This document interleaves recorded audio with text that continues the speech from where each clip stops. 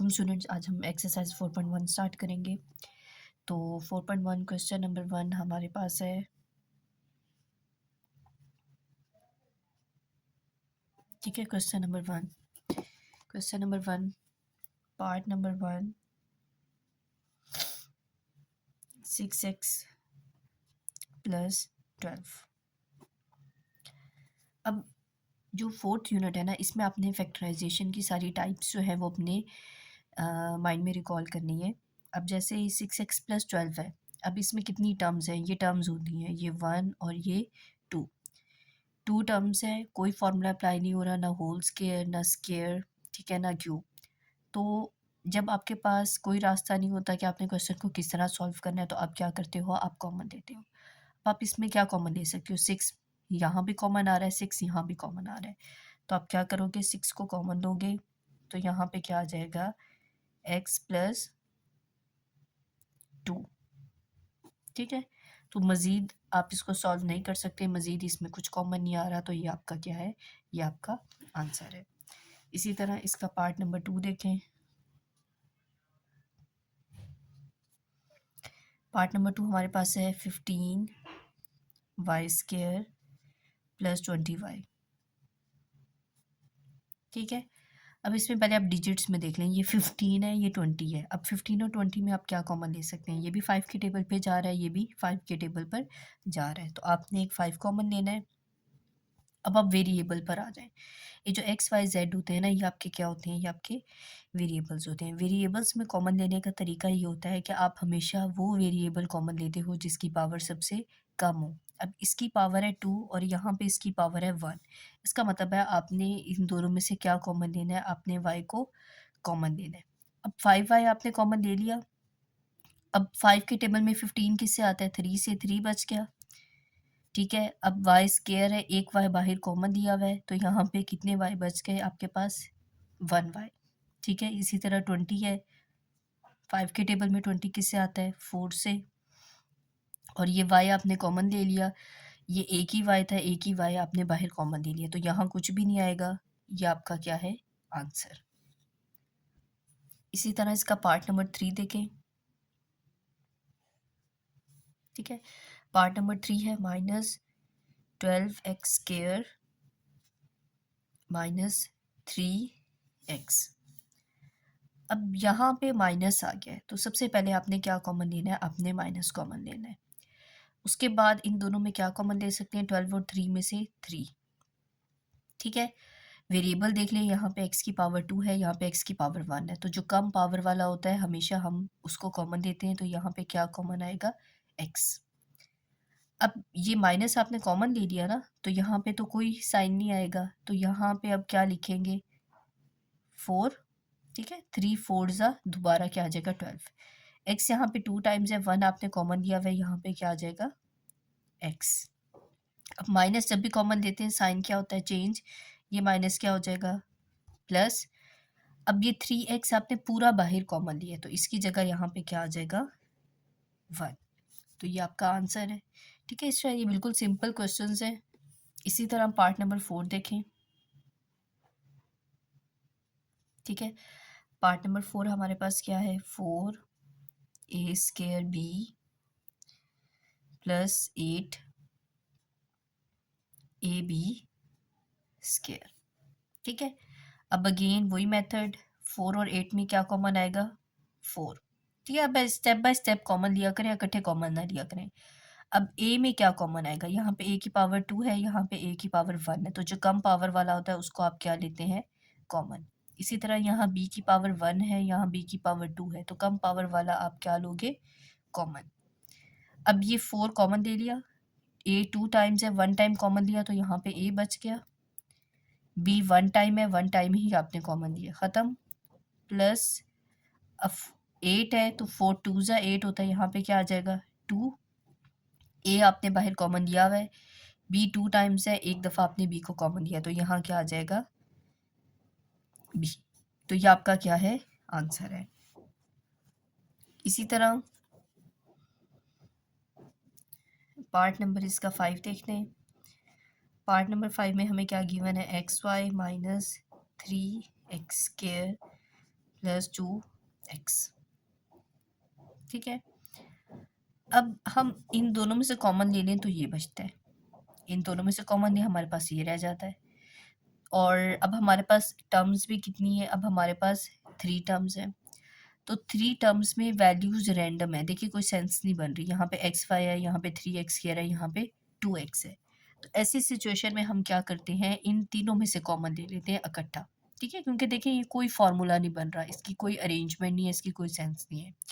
तो अगर आप कॉमन ले लें, x सब में मौजूद है, y अगर आप देखें इसमें y है, इसमें y नहीं है, इसमें भी y नहीं है, तो y आप कॉमन नहीं लेंगे। अब x आपने कॉमन ले लिया, यहाँ पे क्या रह जाएगा y, यहाँ पे क्या रह जाएगा 3 और x, और यहाँ पे 2, x आपने बाहर कॉमन लिया हुआ है तो यहाँ पे सिर्फ 2 बचेगा। तो ये आपका क्या है, आंसर। ठीक है, इसी तरह इसका लास्ट पार्ट करते हैं, part number 6। 3a² b minus 9a b² plus 15a और b।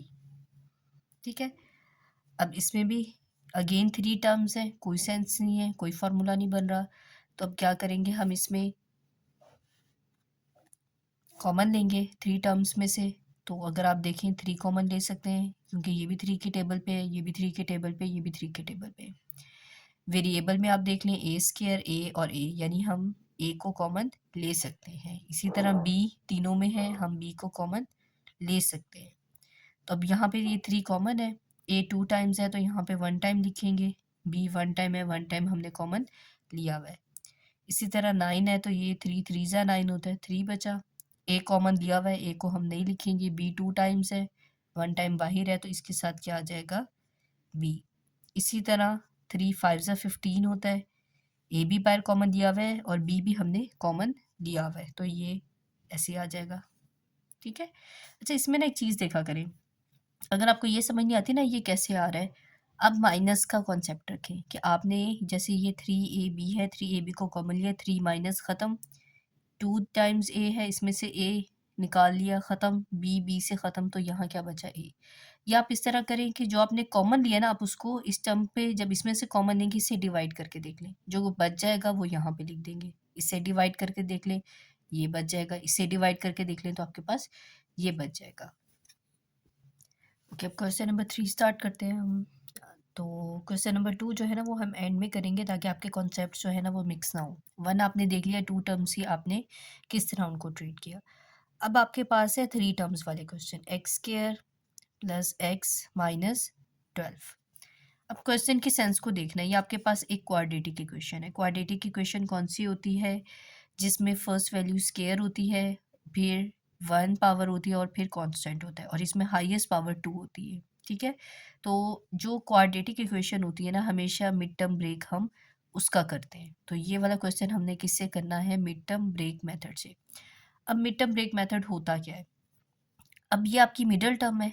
ठीक है, मिड टर्म ब्रेक का मतलब क्या है, आपने इस मिडल टर्म को ब्रेक करना है। कैसे ब्रेक करना है कि आप प्लस या माइनस करें, आपके पास ये आंसर है, ये आपका क्या है, ये आंसर है, और मल्टीप्लाई करें तो आपके पास जो फर्स्ट और लास्ट को मल्टीप्लाई करने से आंसर आता है ना वो आए।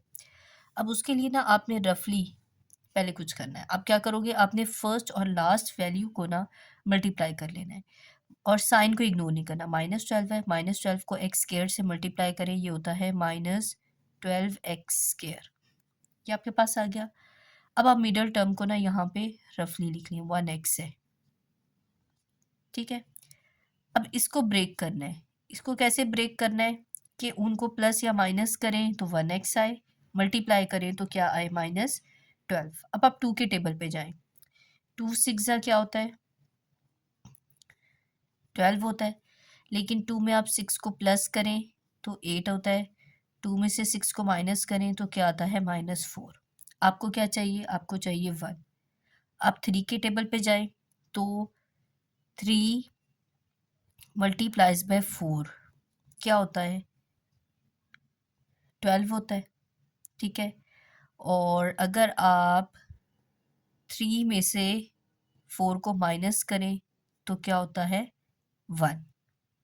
ठीक है, अब आपने ये देखना है कि माइनस का साइन किसके साथ आएगा, 3 के साथ या 4 के साथ। तो आंसर में जो साइन होता है ना, बड़ी वैल्यू के साथ आपने हमेशा वही साइन लगाना है। ये आपका आंसर है, यानी 4 आपके पास प्लस का होगा और 3 क्या होगा माइनस। 4 माइनस 3 क्या हो जाएगा 1। तो इसका मतलब है इसका मिड टर्म ब्रेक क्या है 4 और 3। अब इसको किस तरह लिखेंगे, एक्स स्क्वायर प्लस 4x आप पहले लिख लें बाद में लिख लें कोई फ़र्क नहीं पड़ेगा, माइनस 3x माइनस 12। ये जो x लगाए हैं ना, ये हमने इस वेरिएबल को ही लगाना होता है, इसी को हमने खोल के लिख रहे हैं। तो हमने यही वाला, यहाँ y होता हम इन दोनों के साथ y लगाते थे। ठीक है, अब हम क्या करेंगे, अब ये कितनी टर्म्स बन गई, ये 4 टर्म्स बन गई। अब हमने फर्स्ट 2 में से कॉमन लेना है, इन दोनों में से क्या कॉमन आता है x। तो यहाँ पे क्या आ जाएगा x प्लस 4। अब इन दोनों में देखेंगे क्या कॉमन आ रहा है -3। तो ये x है प्लस 4। तो अब इसका आंसर क्या होगा, जो ब्रैकेट्स में आपने लिखा है एक दफ़ा इसको लिखें और ये जो ब्रैकेट के बाहर हैं आप इसको एक दफ़ा लिखें। ठीक है, तो ये आपका क्या हो गया, फर्स्ट पार्ट कंप्लीट हो गया। इसी तरह आप इसकी प्रैक्टिस करते जाएंगे ना तो ये आपको समझ आता जाएगा। अच्छा, इसी तरह इसका पार्ट नंबर 2 देखें। अब पार्ट नंबर 2 में हमारे पास क्या वैल्यू आ रही है, x square plus 7x plus 10। अब ये जो ये साइड पे करी ना, ये मैं रफ़ कर रही हूँ, आपने भी इसको रफ़ करना है, नीट में नहीं करना। ठीक है, ये प्रैक्टिस के लिए। अब फर्स्ट और लास्ट वैल्यू को मल्टीप्लाई करें, ये क्या बनती है 10x स्क्वायर।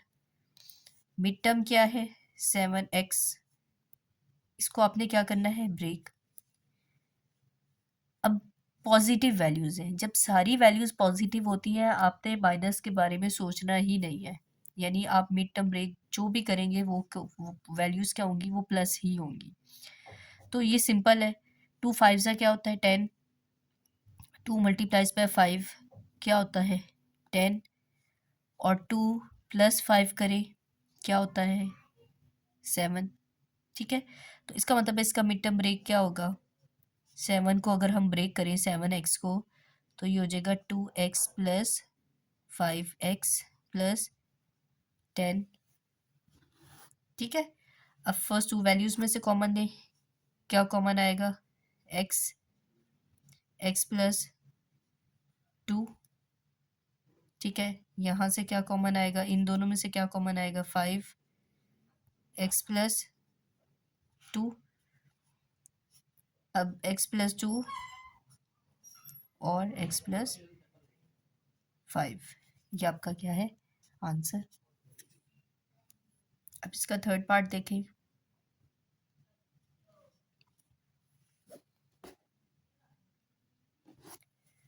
अब थर्ड पार्ट में आपको क्या क्वेश्चन गिवन है,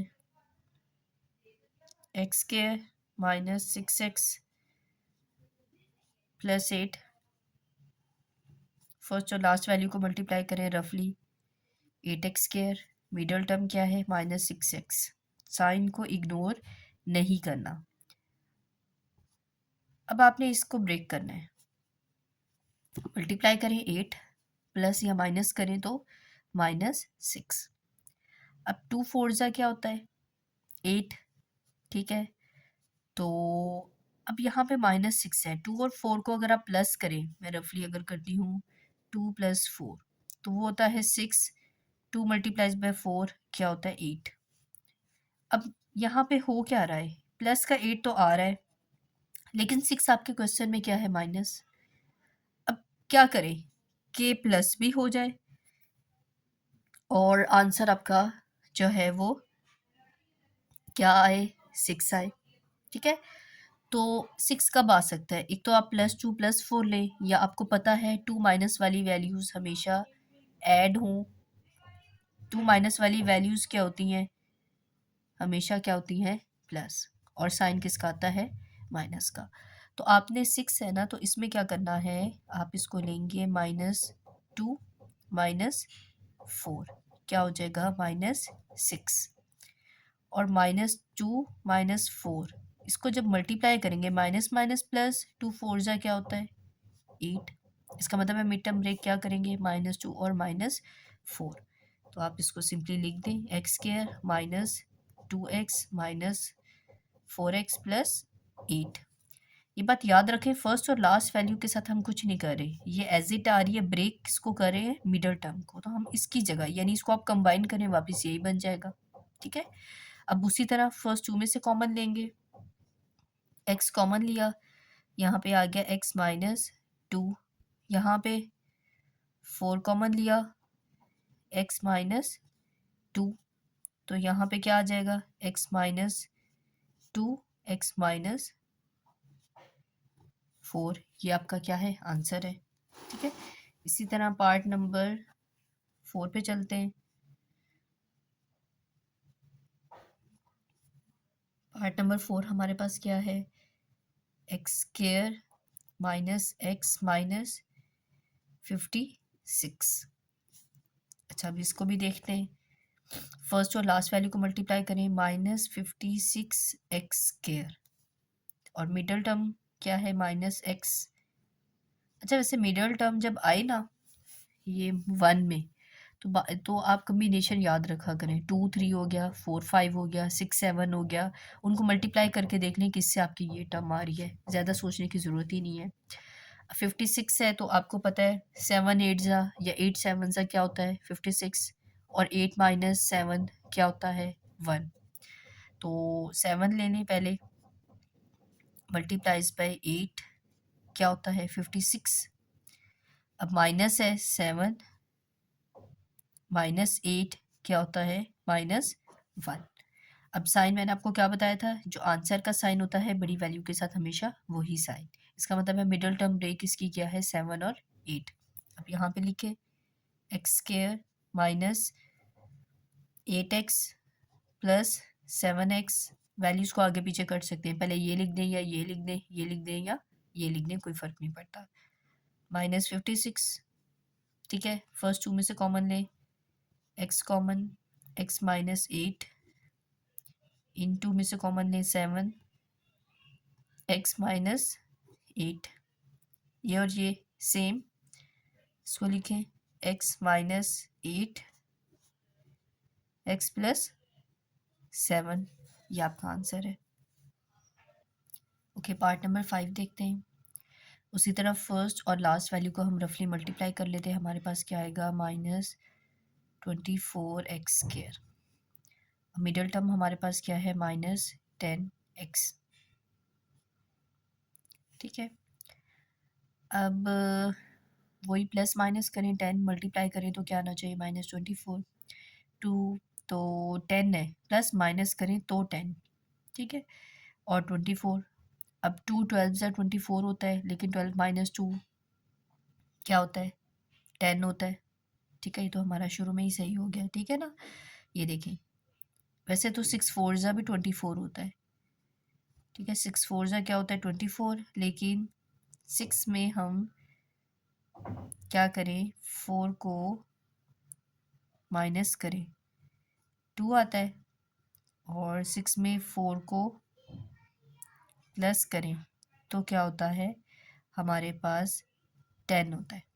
ठीक है, अब यहाँ एक सोचने की बात है, हमारे पास -10 है तो हम -6 और -4 भी तो ले सकते हैं ना, -10 आ जाएगा।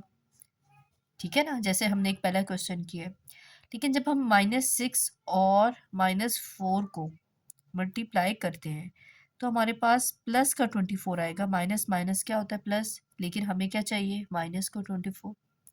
इसका मतलब है हम 6 और 4 को नहीं ले सकते, क्योंकि ये कंडीशन फुलफिल हो रही है, ये वाली कंडीशन फुलफिल नहीं हो रही। तो अगर आप 2 के टेबल में लें 2, ठीक है, -12 क्या आएगा -10, और 2 को अगर आप मल्टीप्लाई करें -12 से क्या आ जाएगा -24। तो देखिए दोनों कंडीशंस फुलफिल हो रही है, ये दोनों कंडीशंस ना फुलफिल होना ज़रूरी है। इसका मतलब है मिड टर्म ब्रेक क्या करेंगे 2 और 12, तो हम यहाँ पे लिखते हैं x², ठीक है, प्लस 2x -12x -24, 4। अब फर्स्ट टू में से कॉमन लें, x common, x plus 2 minus, अब इसमें से क्या कॉमन आएगा, 12 x, और ये माइनस क्या हो जाएगा, ठीक है, माइनस कॉमन दिया हुआ है, ठीक है, तो ये माइनस क्या हो जाएगा, प्लस 12 टू ज़ा 24। अब ब्रैकेट्स वाली वैल्यू सेम है, x प्लस 2, और ब्रैकेट के बाहर क्या है, x माइनस 12। तो ये हमारा क्या है, आंसर है। अच्छा, पार्ट नंबर अब हमारा 6 है। अब इसमें देखें y आ गया, y को देख के कन्फ्यूज़ नहीं होना, x की जगह उन्होंने क्या यूज़ किया है, y। सेम मेथड, फर्स्ट और लास्ट वैल्यू को मल्टीप्लाई करें, -12y स्क्वायर 4y है, इसका क्या करना है हमने, मिड टर्म ब्रेक। अब 12 है, 2 6 12,